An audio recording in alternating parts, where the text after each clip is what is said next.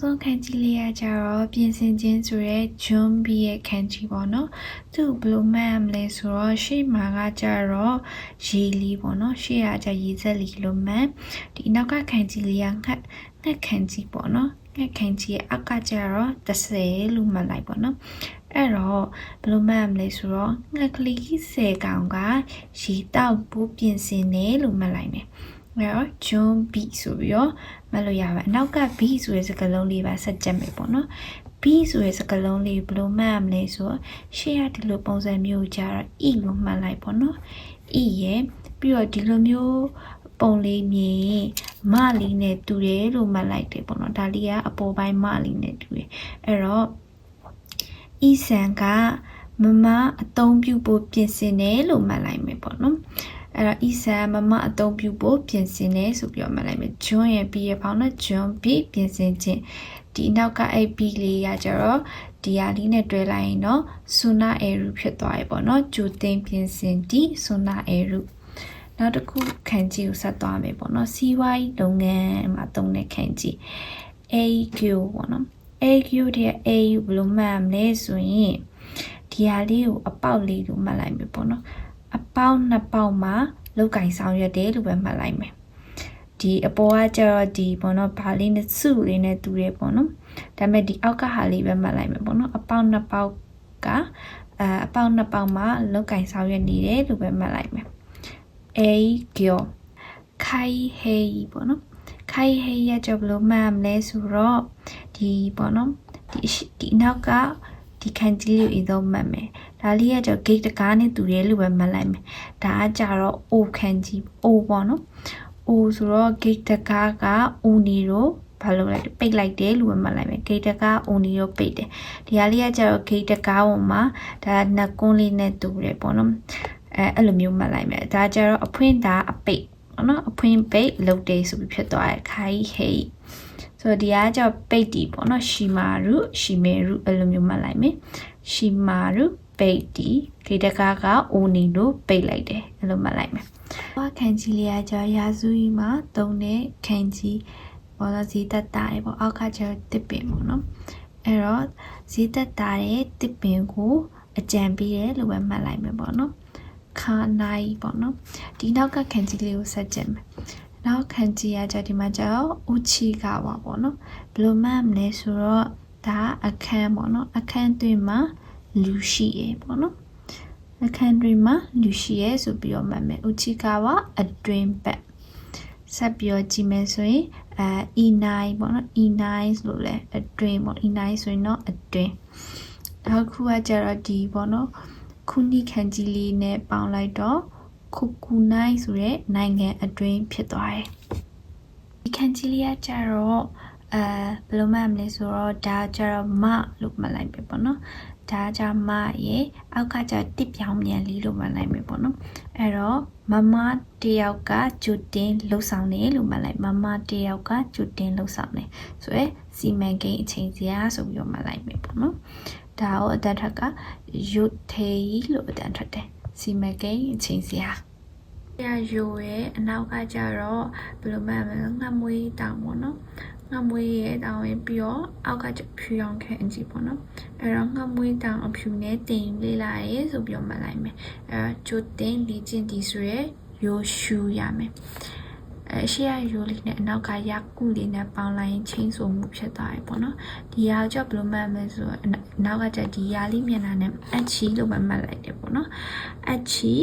အခုခမန်းကြီးဆိုပြီးတော့ပဲမှတ်ထားရဲ့အချီခုခမန်းကြီးဆိုပြီးတော့ဒါကြတော့ချင်းဆိုမှုလို့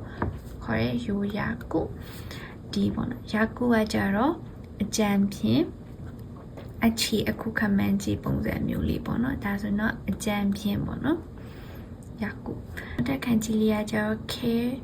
မူရီပေါ့နော်မူရီဘယ်လိုလေးမှတ်မလဲဆိုတော့ဒီအပေါ်ကဟာလေးကိုကျတော့လွဲအိတ်လေးနဲ့တူရဲလို့မှတ်လိုက်မယ်အောက်ကတော့မြေကြီးပေါ့နော်အဲ့တော့ဘယ်လိုမှတ်မလဲဆိုရင်ဒီအရှိကကျတော့မီးပေါ့နော်မီးခန်းကြီးလို့မှတ်လိုက်မယ်အဲ့တော့မြေကြီးပေါ်ကအိတ်ကိုမီးရှို့ပြလိုက်တယ်လို့ပဲမှတ်လိုက်မီးရှို့ပြလိုက်တော့မီးကိုကိုကြီးထွက်လာတယ်ပေါ့နော်ခဲမူရီမီးကိုငွေ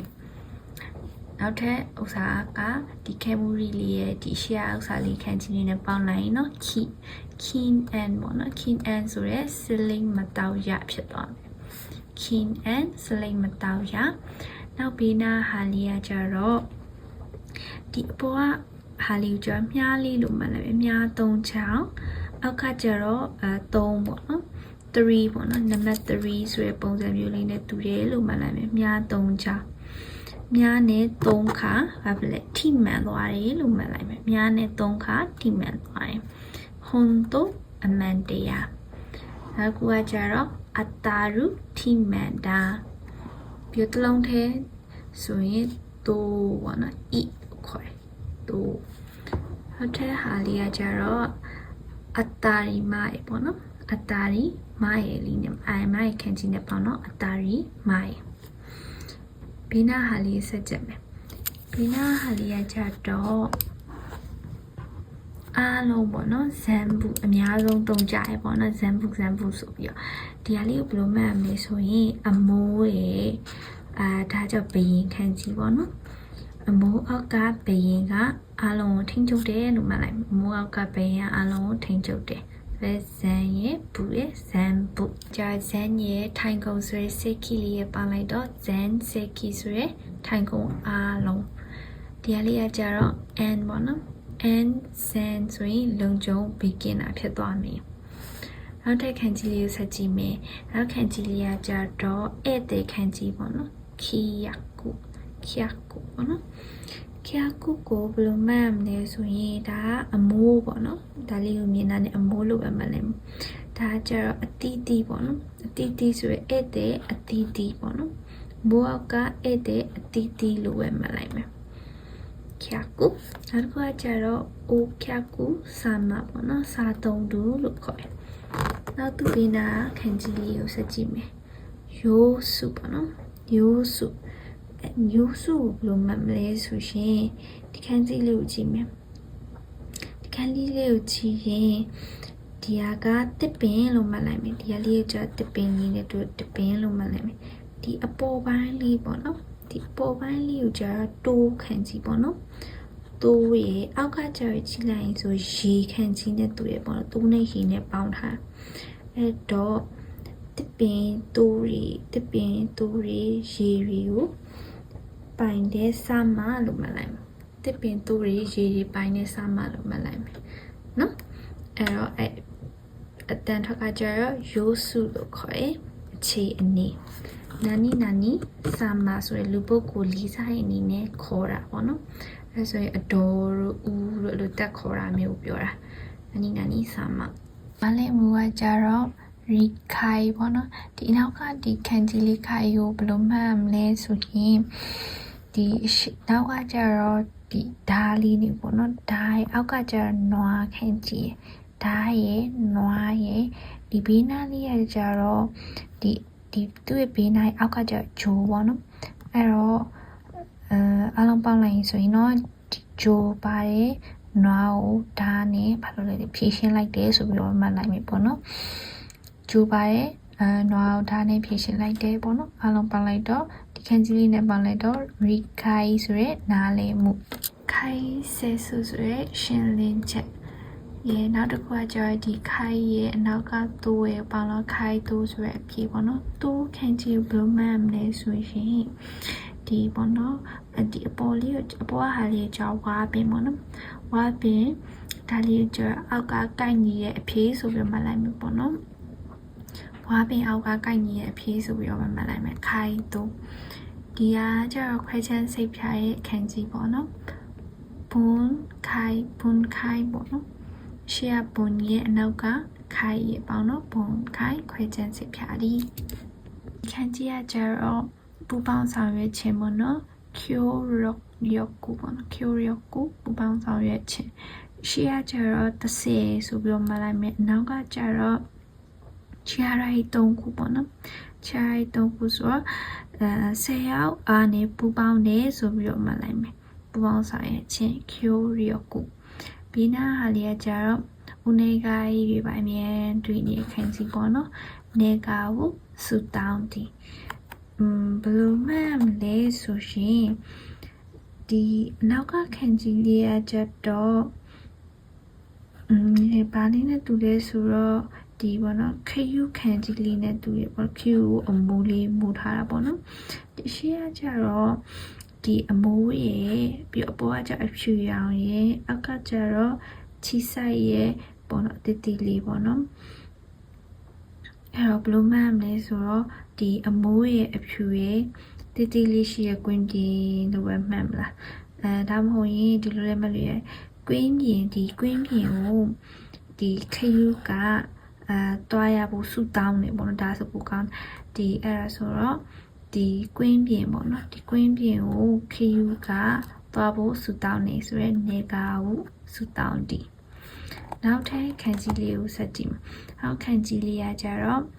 can cool ပေါ့နော် can cool ရဲ့ဒီ can လေးဘယ်လိုမှမလဲဆိုတော့ဒါလေးကကျတော့မိခန်းကြီးပေါ့နော်မြင်းနေခန်းကြီးရဲ့ဒီအောက်ကကျတော့ဒီအောက်ပိုင်းလေးကိုမှတ်မယ်အောက်ပိုင်းလေးကကျငှက် ready ကလေးနဲ့တူရပေါ့နော်ငှက်ပေါ့နော်ငှက်ကလေးတွေကိုကြည့်ငှက်ကလေးတွေကိုကြည့်ဖို့ကြည့်မြင်ခံစားရတယ်လို့ပဲမှတ်လိုက်ပြီပေါ့နော်ရှုမြင်ခံစားရတယ်လို့ပဲမှတ်လိုက်မယ်ငှက်ကလေးတွေကိုရှုမြင်ခံစားဒီအပေါ်ဟာလေးကရှိုးလို့မမှတ်တော့ဘူးပေါ့နော်ဒီအောက်ကငှက်ကလေးဟာပါတယ်ပြီးတော့မြင်နေပေါ့နော်ငှက်ကလေးကိုရှုမြင်ခံစားရတယ်ဆိုရဲခန်းကြီး can cool သူပေးနာလေးစက်ကြည့်သူပေးနာလေးကကြတော့ can ခက်ကူပေါ့နော် can ရဲ့ခက်ကူရဲ့ပွဲကြီး break that နောက်တစ်ခုပေါ့နော်နောက်တစ်ခုကကြတော့တိုဘူစုတိုဘူစုကကြတော့တရိษံဥယျာဉ်ဆိုဒီအနောက်ကဟာလေးကိုဘယ်လိုမှတ်မလဲဆိုတော့ဒီဘောင်ခတ်ထားတာလေးပေါ့နော်ဘောင်ခတ်ထားဘောင်ခတ်ထားဆိုအဝေးမှာဘောင်ခတ်ထားပန်းချန်လေးလို့ပဲမှတ်လိုက်မယ်ပေါ့နော်အဝေးကနေဘောင်ခတ်ထားအန်ဂျယ်လီပေါ့ဒီအထက်ထက်ကဝေးသောခန်းကြီးပေါ့နော်အဝေးမှာဘောင်ခတ်ထားပန်းချန်ဆိုမှတ်လိုက်တော့ဒိတ်ဆက်ဥယျာဉ်ပေါ့နော်ပေါင်းလိုက်တော့တိုးဘူးစုနောက်ထပ်ခန်းကြီးကခုကိုရဲ့ခန်းကြီးပေါ့နော်ခုဘယ်လိုမှတ်မလဲဆိုတော့ရှေ့ရကြော်ရီပေါ့နော်ရီရဲ့အနောက်ကဒီရလိမြင်တဲ့မလို့မှတ်လိုက်မယ်မမဒါကြောင့်ဥလီနဲ့သူဥပေါ့နော်အခေကဥပေါ့မြန်မာစကားလုံးအခေကဥနဲ့မှတ်လိုက်မယ်ဆိုတော့ရေရှိရဲ့မမ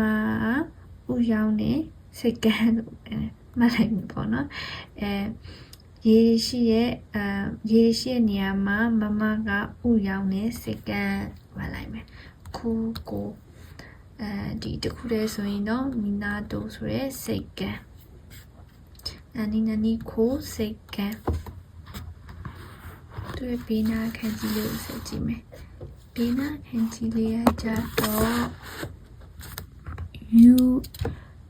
UNC ပေါ့နော် UNC ဆိုရဲကစားကွင်းပေါ့နော်ဒီခန်းကြီးကိုဘယ်လိုမှတ်မလဲဆိုရင်ဒီရှေ့ရဲ့အနောက်ရဲ့ဟာလေးပဲဆိုမှတ်လိုက်ရဒါကြတော့ဟိုတုံးမခန်းကြီးဒါကြတော့လမ်းခန်းကြီးပေါ့နော်အဲ့တော့ကလေးတွေကလမ်းပေါ်မှာကစားနေရလို့မလဲဆိုတော့နီးလန်းပေါင်းစုံနဲ့ကလေးတွေလမ်းပေါ်မှာကစားနေရလို့ပဲမှတ်လိုက်မှာအဲ့ဆိုတော့ UNC နော် UNC ကစားကွင်းဒါကြတော့ကစားတီဆိုရဲအာဇိုပုဆိုရဲကစားတီနောက်ထပ်ခန်းကြီးလေးကကြတော့ဒီပေါ့နော်ဒါကြဂျိုဒါကြဘရင်ခန်းကြီးပေါ့နော်ဂျိုနဲ့ဘရင်ပြီးတော့ဒီကကြအိုခီခန်းကြီးလေးနဲ့ပေါင်းလိုက်တယ်ပေါ့နော်ဆိုတော့ဂျိုနဲ့ဘရင်ကြီးကလှပတယ်လို့ပဲမှတ်လိုက်မယ်ဂျိုနဲ့ဘရင်ကြီးကလှပတယ်ပေါ့နော်ပေါင်းလိုက်တော့ပီချစ်စုကန်ဆိုရဲအနုပညာပြတိုက်ဒီဟာကိုရှီနဲ့ပေါင်းလိုက်တော့ဥစုခုရှိဆိုရဲလှပတော့ဆိုရဲခန်းကြီးလေးဖြစ်သွားတယ်အခုကကြတော့ဒီပေါ့နော်ဒီဘီရဲ့ပြီးတော့ဂျင်းဆိုပြီးပေါင်းလိုက်တော့မိမလာဘီဂျင်းမိမလာနောက်တစ်ခုကကြတော့ဒီဘီရဲ့ဂျူဆူဆိုရဲဟာလေးရဲ့ပေါင်းလိုက်တော့ဘီဂျစ်ဆူဆိုရဲအနုပညာဖြစ်သွားမယ်ဆိုတော့ဒီပေါ့နော်ဂျူဆူဆိုရဲဟာလေးဘယ်လိုမှတ်မလဲဆိုရင် ဒီအရှိရဲ့အနောက်ရဲ့ဘိန်းဆုံးတွဲမယ်ဆိုရင်ဒီအရှိရဲ့အနောက်ရဲ့ပေါင်းလိုက်ရင်ဒီဘာလဲတူလဲဆိုလမ်းပေါ့နော်လမ်းခန့်ကြီးနဲ့တူတယ်ဆိုဒီအလဲတစ်ပင်လေးမှာပါရင်ပေါ့နော်အဲ့တော့အလဲတစ်ပင်လေးထည့်လိုက်တော့လဲကြားထဲမှာတစ်ပင်ဆိုင်နိုင်တဲ့နီးပညာလို့မှတ်လိုက်မယ်အဲ့တော့ဒီနှစ်ခုပေါင်းလိုက်တော့ Bijitsu ဆိုတဲ့အနုပညာဖြစ်သွားတယ်ဒီရှေ့ကကျတော့ဒီယာလီနဲ့ပေါင်းလိုက်တော့ Shujutsu ဆိုရဲခွဲစိတ်ခြင်းဖြစ်သွားတယ်ဒါလေးကကျတော့ခန်းကြီးလေးကကျတော့နီးပညာခန်းကြီးပေါ့နော်နီးပညာကျတော့ Gyujutsu ဆိုရဲနီးပညာဟိုကကျတော့ဂျင်းကြဆိုရဲဖះအကြောင်းပေါ့နော်သူ့ကိုဘယ်လိုမှတ်ရမလဲဆိုရှင်ဒီပေါ့နော်ရှေ့ကကျတော့နေခတကနနေပေါ့နော်နည်းနည်းပဲပြောပြရဲနဖះပေါ့နည်းနည်းပဲပြောတာနဖះဆိုပြီးတော့မှတ်လိုက်မယ်နည်းနည်းပဲပြောတာနဖះလို့မှတ်လိုက်မယ်ဂျွန်းဂျင်းကြပေါ့နော်နောက်ကကျတော့ခမီဆာမဆိုရဲနဖះပေါ့နော်ဒါကျတော့နဖះအကြောင်းဒါကျတော့နဖះဒီနောက်တစ်ခုစကြည့်မယ်နောက်တစ်ခုကကျတော့စိတ်လှုပ်ရှားတော့ဆိုရဲရှင်ခေရှိစုပေါ့နော်ရှင်ခေရှိစုဆိုရဲစိတ်လှုပ်ရှားတော့ခံချင်းအဲ့ဒါကြည့်ခံချင်းပေါ့နော်ကြည့်ကိုကြတော့ဘယ်လိုမှမလဲဆိုတော့ဒါမြေကြီးဒါလက်ပေါ့နော်မြေကြီးကိုလက်နဲ့စောက်ထားရဖះเจ้าလို့မှတ်လိုက်မယ်ကြည့်ဒါဥထေရာပေါ့နော်ဥထေရာလည်းဖះเจ้าပဲနောက်တစ်ခုကြည့်မယ်ဆိုရင်ရှာကူရှောပေါ့နော်အဲ့တော့ဒီနောက်ကခန်းကြီးလေးကိုဘယ်လိုမှတ်မလဲဆိုတော့ဒီကကြတော့ဒီလူလို့ပဲမှတ်လိုက်မယ်လူနှစ်ထပ်ပေါ့နော်ဒီဟာလေးကကျတော့ဇွဲခုံပုံစံမျိုးလေးမှတ်လိုက်မယ်အောက်ကဟာနုပေါ့နော်ဆိုတော့လူတွေရှိမှဇွဲပုံမှာနုကတင်ဆက်ပြတာရေလို့ပဲမှတ်လိုက်မယ်အဲ့တော့ဒါလေးဆိုပေါင်းလိုက်ရင်ရှာကူရှောဆိုရဲမြို့နယ်ရုံဒါလေးကကျတော့ယာကူနီတက်စုပေါ့ယာကူနီတက်စုကတော့အတုံးဝင်တော့ဖြစ်သွားတယ်သူ့ရဲ့ဘေးနာခန်းကြီးကကျအင်းလေးနဲ့ပေါင်းလိုက်တော့ယာကူအင်းဆိုရဲအရာရှိဖြစ်သွားတယ်ဘယ်လိုမှတ်မလဲဆိုရင်ဒီမြင်းသုံးချောင်းကိုနှစ်ခါဖြတ်ထားရင်ဒီနှစ်ခါဖြတ်ထားရင်ဒီအောက်ကကျအမေလေးကမြေကြီးလို့မှတ်လိုက်မြေကြီးပေါ်မှာစောက်ထားရင်ဘီတာစာတိုက်လို့မှတ်လိုက်မယ်ပေါ့နော်မြင်းသုံးချောင်းရင်နှစ်ခါဖြတ်ထားရင်မြေကြီးပေါ်မှာစောက်ထားတဲ့ဘီတာစာတိုက်ယူဘင်းပေါ့နော်ဒါလေးကကြာစာတိုက်ရောကကျတော့ယူဘင်းကျောက်ကိုသူ့ရဲ့ဘေးနာကျတော့ဒီဆေးရဲ့ဒီနောက်ကကျောက်ကိုရဲ့ပေါ့နော်ရက်ကျောက်ကိုပေါ့နော်ဒီဟာလေးဘယ်လိုမှန်းမလဲဆိုတာကျတော့တ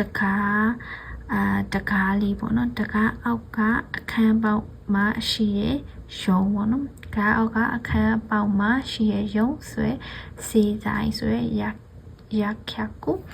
ဒီဘေးနာကျတော့ခိုးပန်းပေါ့နော်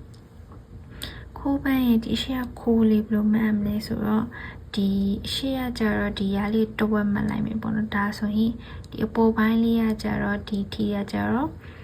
ဒီ6ပေါ့နော်6ရဲ့ပြီးအောက်ကကျတော့ဟိုကအဖေပေါ့နော်အဖေခန်းကြီးလေးအဲ့တော့အဲ့ဒါလေးရိုးထားတဲ့ဖြစ်တဲ့ကြောင့်